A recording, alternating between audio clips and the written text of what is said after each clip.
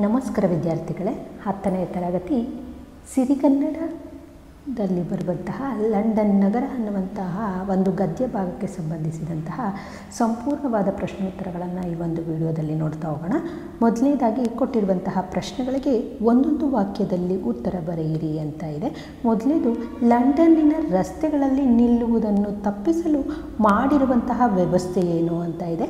ಲಂಡನ್ನಿನ ರಸ್ತೆಗಳಲ್ಲಿ ನಿಲ್ಲುವುದನ್ನು ತಪ್ಪಿಸಲು ಭೂಗರ್ಭದಲ್ಲಿ ಗಾಡಿಯನ್ನು ಒಯ್ದಿದ್ದಾರೆ. ನೆಲ್ಸನ್ ರವರ ಮೂರ್ತಿ ಇರುವ ಸ್ಥಳದ ಹೆಸರೇನು? ಉತ್ತರ, ನೆಲ್ಸನ್ ರವರ ಮೂರ್ತಿ ಇರುವ ಸ್ಥಳದ ಹೆಸರು ಟ್ರಾಫಲ್ಗಾರ್ ಸ್ಕ್ವೇರ್ ಎನ್ನುವರು. ವೆಸ್ಟ್ ಮಿನಿಸ್ಟರ್ ಅಬೆ ಯಾರ ಸ್ಮಾರಕವಾಗಿದೆ? ಉತ್ತರ, ವೆಸ್ಟ್ ಮಿನಿಸ್ಟರ್ ಅಬೆ ಎಂಬುದು ಸಂತರು, ಸಾರ್ವಭೌಮರು ಮತ್ತು ಕವಿ ಪುಂಗವರುಗಳ ಸಮಾಧಿಯಾಗಿದೆ. ಆಂಗ್ಲ ಸಾಮ್ರಾಜ್ಯದ ವೈಭವ ಕಂಡು ಬರುವಂತಹ ಓಣಿ ಯಾವುದು? ಉತ್ತರ, ಚೇರಿಂಗ್ ಕ್ರಾಸ್ ಎಂಬ ಕಣಿ ಆಂಗ್ಲ ಸಾಮ್ರಾಜ್ಯದ ವೈಭವ ಕಂಡುಬರುವಂತಹ ಓಣಿಯಾಗಿದೆ. ಕೊಟ್ಟಿರುವಂಥ ಪ್ರಶ್ನೆಗಳಿಗೆ 3-4 ವಾಕ್ಯಗಳಲ್ಲಿ ಉತ್ತರಿಸಿ ಅಂತ ಇದೆ. ಮೊದಲನೇದು, ಓಲವರ್ತ ಅಂಗಡಿಯಲ್ಲಿ ಸಿಗುವ ವಸ್ತುಗಳಾವುವು ಅನ್ನುವಂಥದ್ದು. ಉತ್ತರ, ಓಲವರ್ತನ ಅಂಗಡಿಯಲ್ಲಿ ಎಲ್ಲ ರೀತಿಯ ಸಾಮಾನುಗಳು ದೊರೆಯುತ್ತವೆ.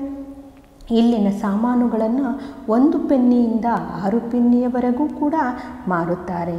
ಇಲ್ಲಿ ಬೂಟು, ಕಾಲು ಚೀಲ, ಚಣ್ಣ, ಸಾಬೂನು, ಔಷಧ, ಪುಸ್ತಕ, ಫೋಟೋ, ಅಡಿಕೆ ಪಾತ್ರೆ, ಎಲೆಕ್ಟ್ರಿಕ್ ದೀಪದ ಸಾಮಾನು, ಅಡಿಗೆಯ ಹೂವು, ಯುದ್ಧ ಸಾಮಗ್ರಿ ಎಲ್ಲವೂ ಇಲ್ಲಿ ದೊರೆಯುತ್ತದೆ. ಲಂಡನ್ನಿನ ಹೆಣ್ಣು ಮಕ್ಕಳು ಯಾವ ಯಾವ ಕೆಲಸದಲ್ಲಿ ನಿಯುಕ್ತರಾಗುತ್ತಾರೆ? ಅಲ್ಲಿ ಟೈಪಿಸ್ಟು, ಕಾರಕೂನು, ಸಿನಿಮಾ ಗೃಹದಲ್ಲಿ ಸೀಟು ಹಿಡಿದುಕೊಡುವವಳು, ವಿದ್ಯಾರ್ಥಿನಿಯರ ಅನುಕೂಲಕ್ಕಾಗಿ ಸಿಪಾಯಿಣಿಯರನ್ನಾಗಿಯೂ, ಅಂಗಡಿಗಳಲ್ಲಿ, ಉಪಹಾರ ಗೃಹಗಳಲ್ಲಿ, ಹೀಗೆ ಎಲ್ಲ ಕಡೆಗಳಲ್ಲಿಯೂ ಹೆಣ್ಣು ಮಕ್ಕಳು ಲಂಡನ್ನಿನಲ್ಲಿ ಕೆಲಸದಲ್ಲಿ ನಿಯುಕ್ತರಾಗಿರುತ್ತಾರೆ. ಟೊಪ್ಪಿಗೆಯ ವಿಶೇಷತೆಯನ್ನು ಲೇಖಕರು ಹೇಗೆ ದಾಖಲಿಸಿದ್ದಾರೆ? ಉತ್ತರ, ಲಂಡನ್ನಿನಲ್ಲಿ ಎಲ್ಲರೂ ಟೊಪ್ಪಿಗೆಯನ್ನು ಧರಿಸುವರು. ಇಲ್ಲಿ ಎಲ್ಲರೂ, ಅದರಲ್ಲೂ ವಿಶೇಷವಾಗಿ ಹೆಣ್ಣು ಮಕ್ಕಳು ಟೋಪಿಗೆಯನ್ನು ಧರಿಸುತ್ತಾರೆ. ಎಲ್ಲರ ಟೋಪಿಗೆಗಳು ಒಂದೇ ತೆರನಾಗಿ ಇರುವುದಿಲ್ಲ. ಲೇಖಕರು ಇಲ್ಲಿ ಟೋಪಿಗೆಯನ್ನು ಕುತೂಹಲದಿಂದ ನೋಡಿದರು. ಅದರಲ್ಲಿಯೂ ಹೆಣ್ಣು ಮಕ್ಕಳ ಟೋಪಿಗೆಯು ಸಿಕ್ಕಿಸಿದಂತಹ ಪುಚ್ಛವಾದರೂ ಬೇರೆ ಬೇರೆಯಾಗಿರುತ್ತದೆ. ಕೋಟ್ಯಾವಧಿ ಟೋಪಿಗೆಗಳನ್ನು ಕೂಡ ಇಲ್ಲಿ ಕಾಣಬಹುದು. ಪೊಯೆಟ್ ಕಾರ್ನರಲ್ಲಿ ಯಾವ ಯಾವ ಕವಿಗಳ ಸಮಾಧಿಗಳಿವೆ ಅನ್ನುವಂಥದ್ದು. ಉತ್ತರ, ಪೊಯೆಟ್ ಕಾರ್ನರ್ನಲ್ಲಿ ಪ್ರಸಿದ್ಧ ಕವಿಗಳೆಲ್ಲರ ಸಮಾಧಿಗಳು ಅಲ್ಲಿವೆ. ಅವುಗಳಲ್ಲಿ ಪ್ರಮುಖವಾದವರುಗಳೆಂದರೆ ಕಿಪ್ಲಿಂಗ್, ಮೆಕಲೆ, ಜಾನ್ಸನ್, ಗೋಲ್ಡ್ಸ್ಮಿತ್, ಡ್ರೈಡನ್, ವುಡ್ಸ್ವರ್ತ್ ಮುಂತಾದ ಕವಿಗಳು ಸಮಾಧಿಗಳೊಂದಿಗೆ ಡಾರ್ವಿನ್, ಹರ್ಷೆಲ್ ಹಾಗೂ ವ್ಯಾಪಾರಿಗಳು, ವಾಸ್ತುಶಿಲ್ಪಗಳು, ಸರದಾರರು, ಸೇನಾಪತಿಗಳ ಸಮಾಧಿಗಳು ಕೂಡ ಅಲ್ಲಿವೆ. ಸಾಮ್ರಾಟರ ರಾಜಾಭಿಷೇಕವಾಗುವ ಸಿಂಹಾಸನದ ಮೇಲಿರುವಂತಹ ಕಲ್ಲುಪಾಟಿಯ ವಿಶೇಷತೆ ಏನು ಅಂತ ಇದೆ. ಉತ್ತರ, ಸಾಮ್ರಾಟರ ರಾಜ್ಯಾಭಿಷೇಕವಾಗುವಾಗ ಅವರ ಸಿಂಹಾಸನದ ಮೇಲೆ ಕಲ್ಲುಪಾಟಿಯನ್ನು ಹಾಕಿರುತ್ತಾರೆ. ಪಟ್ಟಾಭಿಷೇಕವಾಗುವಾಗ ಮಾತ್ರ ಸಾಮ್ರಾಟರು ಇದರ ಮೇಲೆ ಕೂಡಬೇಕು. ಈ ಶಿಲೆಯನ್ನು ತಗೊಂಡು ಸಿಂಹಾಸನವು ವೆಸ್ಟ್ ಮಿನಿಸ್ಟರ್ ಮಂದಿರದಲ್ಲಿಯೂ ಒಂದು ಭಾಗದಲ್ಲಿದೆ. ಸ್ಟೋನ್ ಆಫ್ ಸ್ಕೋನ್ ಎಂದು ಇದರ ಹೆಸರು. 3ನೇ ಎಡ್ವರ್ಡನು ಸ್ಕಾಟ್ಲೆಂಡಿನ ಅರಸನಿಂದ ಇದನ್ನು ಕಿತ್ತುಕೊಂಡು ಬಂದನೆಂಬಂತಹ ಪ್ರತೀತಿಯೂ ಕೂಡ ಇದೆ. ಅಂದಿನಿಂದ ಎಲ್ಲ ಸಾಮ್ರಾಟರ ಅಭಿಷೇಕವೂ ಈ ಕಲ್ಲಿನ ಮೇಲೆಯೇ ಆಗಿದೆ. ಅದರಲ್ಲಿ ಯಾವ ಸಿದ್ಧಿಯೋ ಮಾಂತ್ರಿಕ ಶಕ್ತಿಯೋ ಇರಬಹುದೆಂಬುದು ಅನುಮಾನ ನನಗೆ ಅಂತ ಹೇಳ್ಬಿಟ್ಟು ಇಲ್ಲಿ ಲೇಖಕರು ಹೇಳ್ತಾರೆ. ಇಂಗ್ಲೆಂಡಿನ ಅತುಲ ವೈಭವ ಇದನ್ನು ಪುರಸ್ಕರಿಸುತ್ತದೆ. ಮುಂದಿನದು, ಕೊಟ್ಟಿರುವಂತಹ ಪ್ರಶ್ನೆಗಳಿಗೆ 8-10 ವಾಕ್ಯಗಳಲ್ಲಿ ಉತ್ತರಿಸಿ ಅಂತ ಇದೆ. ಮೊದಲನೇದು, ಲಂಡನ್ ನಗರ ವೀಕ್ಷಣೆಯಲ್ಲಿ ಲೇಖಕರು ಗುರುತಿಸಿರುವಂತಹ ವಿಶೇಷತೆಗಳೇನು ಅಂತ ಇದೆ. ಉತ್ತರ, ಲೇಖಕರು ಲಂಡನ್ ನಗರ ವೀಕ್ಷಣೆಯಲ್ಲಿ ಹಲವಾರು ವಿಶೇಷತೆಗಳನ್ನು ಗುರುತಿಸಿದ್ದಾರೆ. ಅವುಗಳಲ್ಲಿ ಪ್ರಮುಖವಾದವುಗಳೆಂದರೆ ಭೂಗರ್ಭದಲ್ಲಿ ಗಾಡಿಗಳ ಓಡಾಟ, ಮೆಟ್ಟಿಲುಗಳನ್ನು ಇಳಿಯಲು ಸುಲಭವಾಗುವಂತೆ ಎಸ್ಕಲೇಟರ್ಸ್ಗಳ ಉಪಯೋಗ, ನಂತರ ಓಲವರ್ತ ಎಂಬ ಸ್ಟೇಷನರಿ ಅಂಗಡಿ. ಇಲ್ಲಿ ಎಲ್ಲ ರೀತಿಯ ಸಾಮಾನುಗಳನ್ನು 1 ಪೆನ್ನಿಯಿಂದ 6 ಪೆನ್ನಿಯವರೆಗೆ ಸಿಗುವ ಸಾಮಾನುಗಳನ್ನು ಕೂಡ ಕಂಡರು. ಸ್ಟ್ರಾಂಡ್ದಲ್ಲಿಯೂ ಸ್ಯವೋಯ್ ಅಂದರೆ 50 ಶೀಲಂಗಿನ ಸಿಂಪಿಗಳನ್ನು ಹಾಗೂ ಎಲ್ಲ ಕಡೆ ಅವರ ಶಾಖೆ ಇರುವುದನ್ನು ಕೂಡ ಅವರು ಕಂಡರು. ಎಲ್ಲ ಕಡೆ ಹೆಣ್ಣು ಮಕ್ಕಳು ವಿವಿಧ ಟೋಪಿ ಧರಿಸಿ ಕೆಲಸ ಮಾಡುವುದನ್ನು, ಅಲ್ಲಿಯ ಹೆಣ್ಣು ಮಕ್ಕಳು ಸತ್ಕರಿಸುವುದನ್ನು ಕೂಡ ಕಂಡರು. ಚೇರಿಂಗ್ ಕ್ರಾಸ್ ಎಂಬ ಓಣಿಯಲ್ಲಿ ಅರಸರ ವೈಭವವನ್ನು, ಟ್ರಫಲ್ಗಾರ್ ಸ್ಕ್ವೇರ್ನಲ್ಲಿ ನೆಲ್ಸನ್ನ ಮೂರ್ತಿ, ವೆಸ್ಟ್ ಮಿನಿಸ್ಟರ್ ಅಬೆ ಎಂಬ ಪ್ರಾರ್ಥನಾ ಮಂದಿರವನ್ನು, ಇಲ್ಲಿ ಸಂತ ಸಾರ್ವಭೌಮರ ಸಮಾಧಿಗಳನ್ನು, ಕವಿಪುಂಗವರು ಹೊರಗಿರುವರು, ಸತ್ತವರ ಸ್ಮಾರಕವೆಂದು ಇದಕ್ಕಿಂತ ಘನತರವಾದಂತಹ ಮಂದಿರವು ಜಗತ್ತಿನಲ್ಲಿ ಇನ್ನೆಲ್ಲಿಯೂ ಇರಲಾರದು ಎಂದಿದ್ದಾರೆ. ಪೊಯೆಟ್ಸ್ ಕಾರ್ನರ್ನಲ್ಲಿ ವಿವಿಧ ಕವಿಗಳ, ವ್ಯಾಪಾರಿಗಳ, ಸರದಾರರ, ಸೇನಾಧಿಪತಿಗಳ ಸಮಾಧಿಗಳನ್ನು ಕೂಡ ಲೇಖಕರು ಕಂಡರು. ವೆಸ್ಟ್ ಮಿನಿಸ್ಟರ್ ಅಬೆ ಪ್ರಾರ್ಥನಾ ಮಂದಿರದ ಒಂದು ವಿಶೇಷ ಸ್ಮಾರಕದ ಬಗ್ಗೆ ವಿವರಿಸಿ ಅಂತ ಇದೆ. ವೆಸ್ಟ್ ಮಿನಿಸ್ಟರ್ ಅಬೆ ಎಂಬ ಪ್ರಾರ್ಥನಾ ಮಂದಿರವು ಕನಿಷ್ಠ 1000 ವರ್ಷದಷ್ಟು ಪುರಾತನವಾದ ಮಂದಿರವಾಗಿದೆ. ಕೆಲವು ಭಾಗಗಳ ದುರಸ್ತಿಯನ್ನು ಬಿಟ್ಟರೆ ಇಂದಿಗೂ ಅದು ಅಚ್ಚಳಿಯದೆ ಉಳಿದಿದೆ. ಇಲ್ಲಿ ಸಂತ ಸಾರ್ವಭೌಮರು ಮಲಗಿರುವರು, ಕವಿಪುಂಗವರು ಹೊರಗಿರುವರು, ಸತ್ತವರ ಸ್ಮಾರಕವೆಂದು ಇದಕ್ಕಿಂತ ಘನತರವಾದ ಮಂದಿರವು ಜಗತ್ತಿನ ಇನ್ನೆಲ್ಲಿಯೂ ಇರಲಾರದು. ಮತ್ಸ್ಯತ್ವವೇ ಎಷ್ಟು ಗೋರಿ ಗುಂಪುಗಳು ಇಲ್ಲಿವೆ ನೋಡಿ ಅಂಜು ಎಂಬುದಾಗಿ 300 ವರ್ಷಗಳ ಹಿಂದೆ ಬ್ಯೂಮಾಂಟ್ ಎಂಬ ಕವಿಯು ಹಾಡಿದನು. ಗೋಲ್ಡ್ ಸ್ಮಿತ್ ಎಂದು ಎಡಿಸನ್ ಎಂಬ ಪ್ರಖ್ಯಾತಿ ಸಾಹಿತಿಗಳು ವೆಸ್ಟ್ ಮಿನಿಸ್ಟರ್ ಅಬೆಯ ಸಂದರ್ಶನ ಎಂಬ ವಿಷಯದ ಮೇಲೆ ಉತ್ತಮ ನಿಬಂಧನೆಗಳನ್ನು ಕೂಡ ಬರೆದಿದ್ದಾರೆ. ಇಂದಿಗೂ ಇದು ಕಬ್ಬಿಗರು ಅಂತಲೂ ಕೂಡ ಕರೀತಾರೆ, ಸ್ಫೂರ್ತಿಯ ತವರು ಮನೆಯಾಗಿದೆ. ಇಲ್ಲಿ ಹೊರಗಿನಿಂದ ಉತ್ತಮವಾಗಿ ಶೃಂಗರಿಸಿದ ಸಣ್ಣ ಬಾಗಿಲು, ಆದರೆ ಒಳಗೆ ಭವ್ಯವಾದ ಕಟ್ಟಡವಿದೆ. 100 ಜನ ಪ್ರಾರ್ಥನೆಗಾಗಿ ಇಲ್ಲಿ ಬಂದು ಸೇರುತ್ತಾರೆ. ಇಲ್ಲಿ ಆತ್ಮಗಳ ಆರೋಗ್ಯವನ್ನು ಕಾಪಾಡಲು ಸರ್ಕಾರಿ ವೈದಿಕರೂ ಇರುತ್ತಾರೆ. ಪಾದ್ರಿಯ ಆಸನವು ಬಂಗಾರ ಬಣ್ಣದಿಂದ ಕೂಡಿದ್ದು ಉತ್ತಮವಾದ ಕೆತ್ತನೆಯ ಕೆಲಸದಿಂದ ಕೂಡಿದೆ. ಮುಂದಿನದು ಸಂದರ್ಭ ಸಹಿತ ಸ್ವಾರಸ್ಯವನ್ನು ವಿವರಿಸಿ ಅಂತ ಇದೆ. ನಿಮ್ಮ ದೇಶದ ಗೌರವವನ್ನು ಕಾಯಿರಿ, ಇದು ದೊಡ್ಡದಾದ ರಾಷ್ಟ್ರ ಅನ್ನುವಂಥದ್ದು. ಈ ಒಂದು ವಾಕ್ಯದ ಆಯ್ಕೆಯನ್ನು ನೋಡೋದಾದರೆ, ವಿಕು ಗೋಕಾಕ್ರವರು ರಚಿಸಿರುವಂತಹ ಲಂಡನ್ ನಗರ ಎಂಬ ಗದ್ಯ ಭಾಗದಿಂದ ಆರಿಸಲಾಗಿದೆ.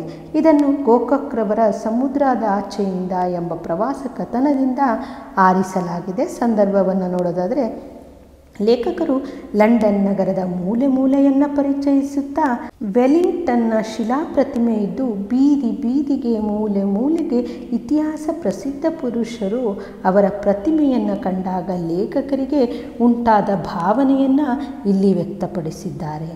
ಪ್ರತಿಯೊಂದು ದೇಶದಲ್ಲಿಯೂ ದೇಶದ ನಾಯಕರು, ದೇಶ ಪ್ರೇಮಿಗಳು ಜನತೆಗೆ ಕೊಡುವಂತಹ ಸಂದೇಶ ಒಂದೇ: ದೇಶವನ್ನು ಕಾಯಿರಿ, ದೇಶದ ಗೌರವವನ್ನು ಕಾಪಾಡಿ. ನಮ್ಮ ದೇಶ ದೊಡ್ಡದಾದ ರಾಷ್ಟ್ರ, ಇದನ್ನು ಮತ್ತಷ್ಟು ವಿಶಾಲತೆಯಿಂದ ಕಾಣಬೇಕು, ನೋಡಬೇಕು ಎಂಬುದು. ಸ್ವಾರಸ್ಯವನ್ನು ನೋಡೋದಾದರೆ, ದೇಶ ಪ್ರೇಮದ ಸಂದೇಶ ಈ ವಾಕ್ಯದಲ್ಲಿ ಮೂಡಿಬಂದಿದೆ. ಸರಳವಾದ ಸುಂದರವಾದ ಭಾಷೆಯಲ್ಲಿ ಮೂಡಿಬಂದಿದೆ. ಹೊತ್ತೇ ಹಣ ಅನ್ನುವಂಥದ್ದು ಈ ಒಂದು ವಾಕ್ಯದ ಸಂದರ್ಭವನ್ನು ನೋಡೋದಾದರೆ, ಲಂಡನ್ ದೇಶದಲ್ಲಿ ಲಕ್ಷಾನುಲಕ್ಷ ಜನರು ವಾಸವಾಗಿದ್ದು ಎಲ್ಲರೂ ಕೂಡ ಅವಸರವಾಗಿ ಓಡಾಡುವರು ಆಗಿದ್ದಾರೆ. ಅವರಿಗೆ ಟೈಮ್ ಎಂಬುದೇ ಹಣ ಎಂದು ಹೇಳುವ ಸಂದರ್ಭದಲ್ಲಿ ಲೇಖಕರು ಲಂಡನ್ನಿನ ಜನತೆಯ ಬಗ್ಗೆ ಹೇಳಿದ್ದಾರೆ. ವಿಲಾಯಿತಿಯ ಜನ ಅಂದರೆ ವಿದೇಶದ ಜನ ಅಂದರೆ ಲಂಡನ್ನಿನ ಜನ ಸದಾಕಾಲ ಬಹಳ ಅವಸರವಾಗಿ ಓಡ್ತಾ ಇರ್ತಾರೆ.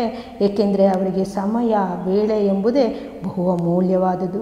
ಆದ್ದರಿಂದಲೇ ಅವರು ಟೈಮ್ ಈಸ್ ಮನಿ ಅಂದರೆ ಹೊತ್ತೇ ಹಣ ಎಂಬುದು ಅವರ ನಂಬಿಕೆ. ಆದ್ದರಿಂದ ಅವರು ಸಮಯವನ್ನು ವ್ಯರ್ಥ ಮಾಡದೆ ಸದಾಕಾಲ ಸಮಯದ ಸದುಪಯೋಗವನ್ನು ಮಾಡಿಕೊಳ್ತಾ ಇರ್ತಾರೆ. ಕಾಲಹರಣ ಮಾಡದೆ ದುಡಿಯುತ್ತಿರುವವರು ಎಂಬುದು ಈ ವಾಕ್ಯದ ಅರ್ಥವಾಗುತ್ತದೆ. ಸ್ವಾರಸ್ಯವನ್ನು ನೋಡೋದಾದರೆ ವಿದೇಶದ ಜನರು ಹೇಗೆ ಅಭಿವೃದ್ಧಿ ಹೊಂದಿದ್ದಾರೆ ಎಂಬುದರ ಸುಳಿವು ಇಲ್ಲಿ ನೀಡಲಾಗಿದೆ. ಸರಳವಾದ ಭಾಷೆಯಲ್ಲಿ ಸಮಯದ ಮಹತ್ವವನ್ನು ಅರಿತ ವಿಲಾಯಿತಿ ಅಂದರೆ ವಿದೇಶಿಗರ ಗುಣವನ್ನು ಇಲ್ಲಿ ತಿಳಿಸಲಾಗಿದೆ.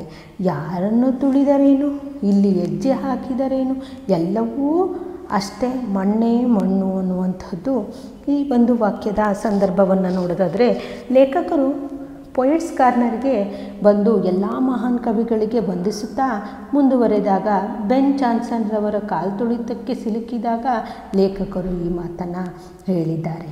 ಕವಿಗಳಾದರೇನು, ಕಲಾಕಾರರಾದರೇನು, ಬದುಕಿರುವವರಿಗೆ ಸತ್ತ ಮೇಲೆಯೂ ಎಲ್ಲ ಮಣ್ಣಿನೊಳಗೆ, ಎಲ್ಲರ ಕಾಲು ತುಳಿತಕ್ಕೂ ಸಿಗುವುದು, ಎಲ್ಲ ಹೆಜ್ಜೆ ಹಾಕಿದರೂ ಈಗ ಮಣ್ಣು ಎಂಬ ನಿರಾಸೆಯ ಧ್ವನಿ ಕಾಣಬರುತ್ತದೆ. ಸ್ವಾರಸ್ಯವನ್ನು ನೋಡೋದಾದರೆ ನಶ್ವರ ಜೀವನದ ಬಗ್ಗೆ ಸರಳವಾದ ಭಾಷೆಯಲ್ಲಿ ವಿವರಿಸಲಾಗಿದೆ. ಕೆಲವರು ಮಡಿದು ಅಮರರಾಗಿದ್ದಾರೆ, ಮಣ್ಣಿನಲ್ಲಿ ಬೆರೆತರೂ ಶಾಶ್ವತವಾದ ಕೊಡುಗೆಯನ್ನು ಕೊಟ್ಟು ಇಂದಿಗೂ ಜೀವಿಸಿದ್ದಾರೆ. ಸರಳವಾದ ಭಾಷೆಯೊಂದಿಗೆ ಲೇಖಕರು ವಿವರಿಸಿದ್ದಾರೆ. ಪ್ರವಾಸವು ಶಿಕ್ಷಣದ ಒಂದು ಭಾಗವಾಗಿದೆ.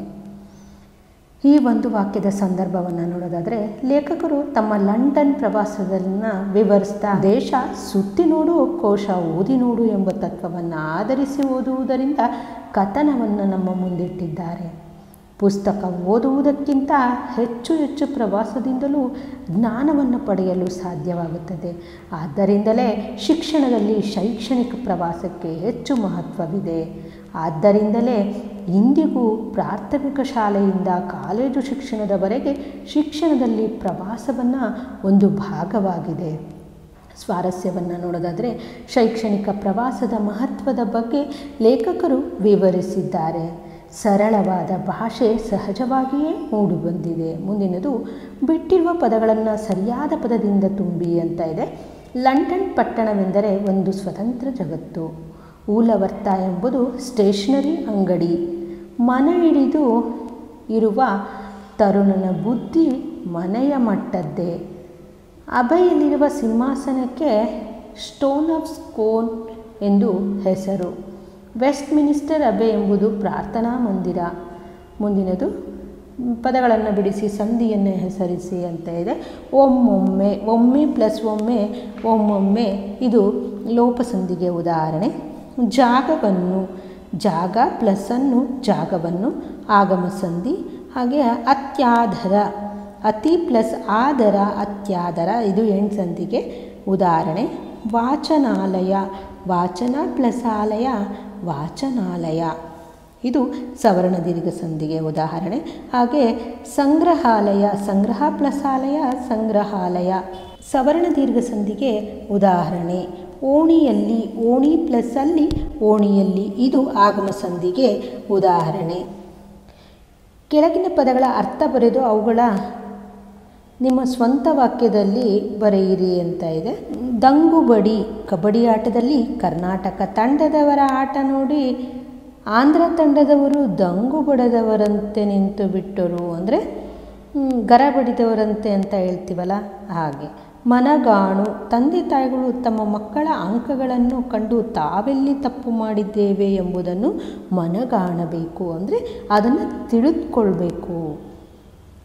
ಹಚ್ಚಳಿ ಅಂದರೆ ಹಾಗೆ ಶಾಶ್ವತವಾಗಿ ಉಳಿಯುವಂಥದ್ದು ಅಂತ ಅರ್ಥ. ಅಂದು ಕುವೆಂಪುರವರು ಕೊಟ್ಟ ವಿಶ್ವ ಮಾನವ ಸಂದೇಶ ಇಂದಿಗೂ ಜನರ ಮನದಲ್ಲಿ ಅಚ್ಚಳಿಯದೇ ಉಳಿದುಕೊಂಡಿದೆ. ದುರಸ್ತಿ, ದುರಸ್ತಿ ಅಂದರೆ ರಿಪೇರಿ ಅಂತೀವಲ್ಲ ಅದು, ಅಲ್ಲಿ ರಸ್ತೆ ದುರಸ್ತಿ ಕಾರ್ಯ ನಡೆಯುತ್ತಿದೆ.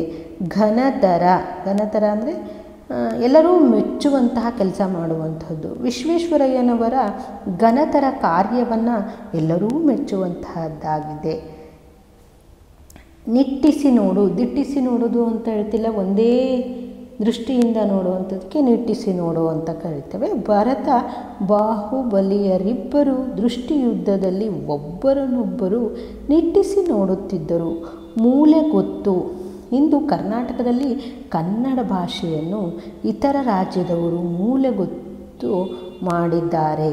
ಅಂದರೆ ಅದನ್ನು ಹಿಂದೆ ಹಾಕಿದ್ದಾರೆ, ತಿರಸ್ಕರಿಸ್ತಾ ಇದ್ದಾರೆ, ನಿರ್ಲಕ್ಷ್ಯ ಮಾಡ್ತಾ ಇದ್ದಾರೆ ಅಂತ ಅರ್ಥ. ದಿಕ್ಕು ತಪ್ಪು, ಹುಡುಗರು ಪೊಲೀಸರಿಗೆ ದಿಕ್ಕು ತಪ್ಪಿಸಿದರು. ವಶೀಲಿ ಅಂದರೆ ಮಾಜಿ ಮುಖ್ಯಮಂತ್ರಿ ಕುಮಾರಸ್ವಾಮಿಯವರು ತಮ್ಮ ಜನಪ್ರಿಯ ಕಾರ್ಯಗಳಿಂದ ಸಾಕಷ್ಟು ವಶೀಲಿಯನ್ನು ಬೀರಿದ್ದಾರೆ. ಅಂದರೆ ವಶೀಲಿ ಅಂತಂದರೆ ಮೆಚ್ಚುಗೆಯನ್ನು ಪಡ್ಕೊಂಡಿದ್ದಾರೆ ಅಂತ ಅರ್ಥ.